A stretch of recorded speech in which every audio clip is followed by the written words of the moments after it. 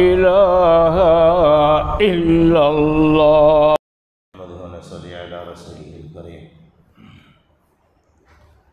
கண்ணியத்திற்குரிய சகோதரர்களே, குர்ஆனுக்கு செலுத்த வேண்டிய கடமைகளில் முதலாவது நாம் அதனை அதிகமான முறையில் ஓதுவது,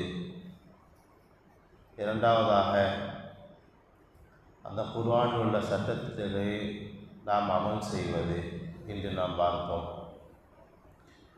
மூன்றாவதாக குர்ஆனுக்கு செலுத்த வேண்டிய கடமைகள் அதனை மனனம் செய்வது. குர்ஆனை முழுவதுமாக மனனம் செய்வது என்பது ஒரு புறம் இருக்க, அதை மாணவ பருவத்தில் குறிப்பிட்ட வருடங்களில் கூட அரசாங்கங்களில் மரணம் செய்ய வைக்கப்படுகிறது. அந்த பருவத்தை தவறியவர்கள் அதனை அப்படியே விட்டுவிடாமல் நம் வாழ்க்கையில் நாம் வாழுகிற வரை தினமும் கொஞ்சமாவது மரணம் செய்ய வேண்டும். ஒரு நாளைக்கு அல்லாஹ் ரப்புல் ஆலமீன் 24 மணி நேரத்தை தந்திருக்கிறான். அதனை ஒரு சிறிது நேரம் நாம் ஒரு அரை மணி நேரமோ 1 மணி நேரம் நம்முடைய வேலைக்கு தகுந்தவாறு நாம் ஒதுக்கி மரணம் செய்தோம் என்றால் நிச்சயமாக வாழ்நாளில் குர்ஆனை மரணம் செய்து வைத்துவிட முடியும்.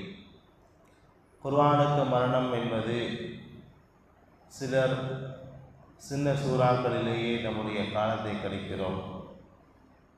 சிலர் எந்த பகுதியுமே இல்லாமல் இருப்பதையும் பார்க்கிறோம். நபி ஸல்லல்லாஹு அலைஹி வஸல்லம் அவர்கள் சொல்லியிருக்கிறார்கள், இன்னல்லதி லைஸ ஃபீ ஜௌஃபிஹி ஷைஉம் மினல் குர்ஆனி கல் பைத்தில் ஹரீபி. யாருடைய உள்ளத்தில் குர்ஆனுடைய ஒரு பகுதி கூட மரணமாக இல்லையோ அவர் பாலடைந்த வீட்டிற்கு ஒப்பானவர் ஆவார் என்று நபி ஸல்லல்லாஹு அலைஹி வஸல்லம் அவர்கள் கூறியிருக்கிறார்கள். பாலடைந்த வீடு எதற்குமே பிரயோஜனம் அளிக்காது. அதே போன்றுதான் குர்ஆனை எந்த விதத்திலும் மரணம் செய்யாமல் இருப்பவர் அவர் பாலடைந்த வீட்டிற்கு சமம்தான். எந்த பிரயோஜனம் அவரிடத்தில் இருக்காது. வேண்டுமானால் உலகத்தினுடைய செல்வங்களை சேரலாம்.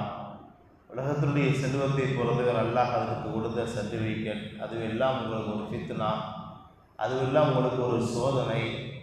உங்களுக்கு பொருளாதாரத்தை அல்லாஹ் கொடுக்கிறான் என்றால் அதை வைத்து மறுமையில் ஈடேற்றம் அடைவதும் தோல்வியை அடைவதும் உங்களுக்கு ஈடு இருக்கிறது. மறுமையில் அதை வைத்து கேள்வி கேட்க ஆரம்பித்தான் என்றால் முறையான பதில் சொல்வதற்கு சிரமம். அப்படி என்றால் குர்ஆன் என்பது உள்ளத்திலே கண்டிப்பாக இருக்க வேண்டும். ஏன் இருக்க வேண்டும் என்று நாம் சிந்திக்கிற பொழுது, உள்ளம் என்பது அது ஒரு எல்லையே கிடையாது. எதை வேண்டுமானாலும் சிந்திக்கும். அதனுடைய கற்பனை திறனுக்கு அளவே கிடையாது. எந்த பாவத்தையும் அது ஆசைப்படும். அழகிய மனைவி இருந்தால் கூட அடுத்த பெண்ணின் மீது தன்னுடைய பார்வை செல்லும். எவ்வளவுதான் பேணுதலாக இருந்தாலும் பணம் காசு விஷயத்தில் ஹராமானது சில நேரங்களில் ஆசை கொள்ளும். இப்படியாக உள்ளம் என்பது பாவத்தின் பக்கம் அதிகமாக ஈர்க்கப்படக்கூடியதாக இருக்கிறது. அந்த உள்ளத்தை சீர்திருத்த வேண்டும் என்றால் அந்த உள்ளத்திலே நன்மையான விஷயங்களை உள்ளே செலுத்திவிட வேண்டும்.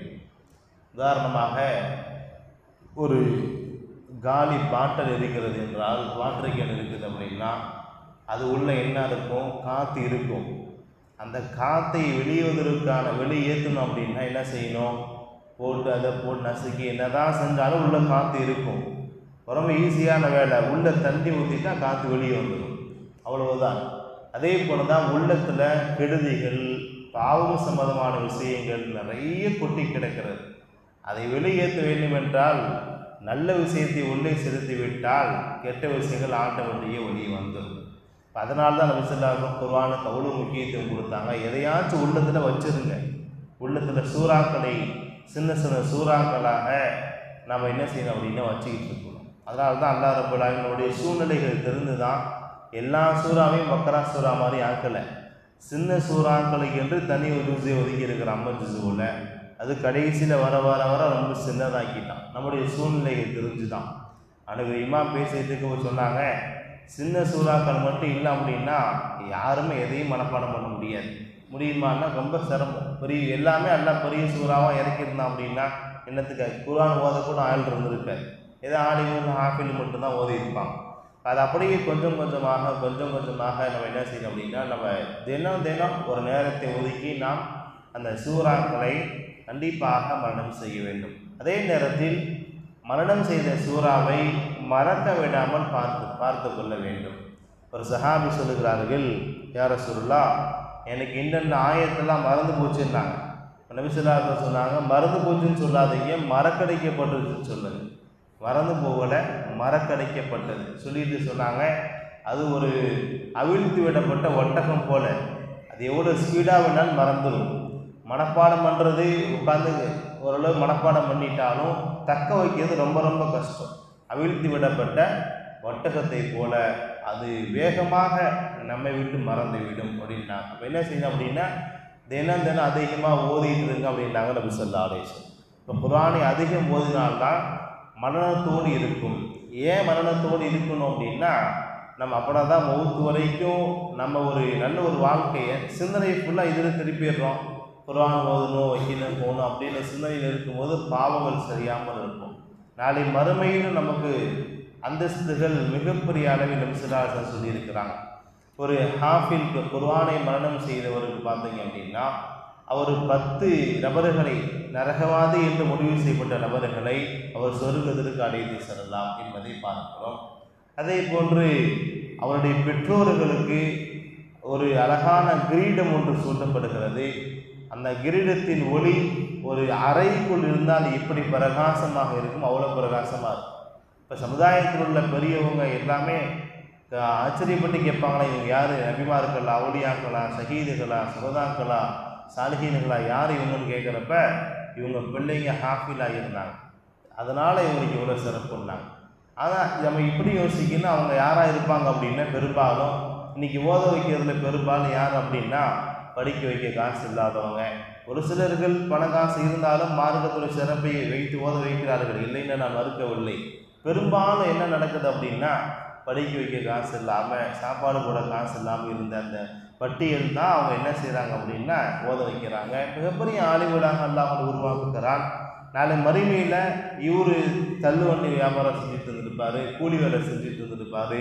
இந்த சமுதாயத்தில் இவருக்கு மதிப்பே இருந்திருக்காது. ஆனால் மறுமையில் எல்லாரை விட மதிப்பு அவருக்கு தான் அல்லாஹ் கொடுப்பான். இப்போ நம்ம புரிஞ்சிக்கணும், எது நமக்கு நிலையான சொத்து, எது நமக்கு நிலையான மரியாதை, எது நமக்கு நிலையாக இருக்கும் அப்படிங்கிறத புரிஞ்சிக்கணும். என்னதான் நாம் மிகப்பெரிய செல்வங்களாக வாழ்ந்தாலும் மறுமையில் நாம் என்ன செய்யணும் அப்படின்னா எல்லாருக்கும் முன்னாடி என்ன நிலைமையில் இருக்கணும் அப்படின்னா நம்முடைய பிள்ளைகளுக்கு நாம் உலக கல்வியை கொடுக்கலாம், அதே நேரத்தில் மார்க்க கல்வியை நாம் கொடுக்க எந்த அளவுக்கு புகட்டுகிறோமோ அந்த அளவுக்கு மறுமையில் எல்லாருக்கும் முன்னாடி கௌரவமாக வாழலாம்.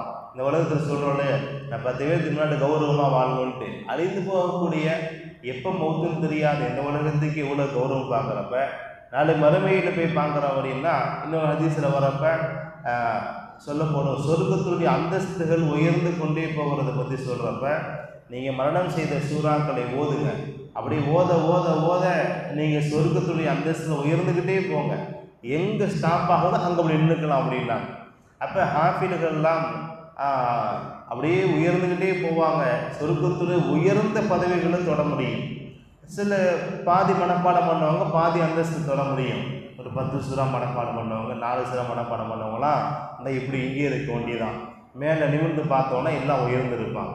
அந்த கௌரவம் தான் நமக்கு முக்கியம். இங்கே இந்த உலகத்தில் பார்க்குற கௌரவம் வரட்டு கௌரவம்னு சொல்கிறது.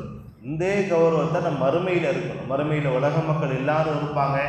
அங்கே நாம் உயரணும் அப்படின்னா நாமளும் குர்ஆனை மனப்பாடம் செய்யணும். அப்படியே பிள்ளைகளுக்கு நம்ம குர்ஆனை போதிக்க வேண்டும். குர்ஆனுக்கு செலுத்த வேண்டிய கடமைகள், அதை நாம் முடிந்த அளவுக்கு தினம் மௌத்து வரை எதையாவது நாம் நேரம் ஒதுக்கி மரணம் செய்ய வேண்டும். வல்ல ரஹ்மான் நம்மை எல்லாம் குர்ஆனை முழுமையான முறையில் மரணம் செய்து அமல் செய்யும் பாக்கியத்தை ஏற்படுத்தி கொடுப்பானாக. ஆமீன். பிஸ்மில்லாஹிர் ரஹ்மானிர் ரஹீம். அல்ஹம்துலில்லாஹி ரப்பில் ஆலமீன். اللهم صل على سيدنا محمد وعلى آل سيدنا محمد وبارك وسلم عليهم.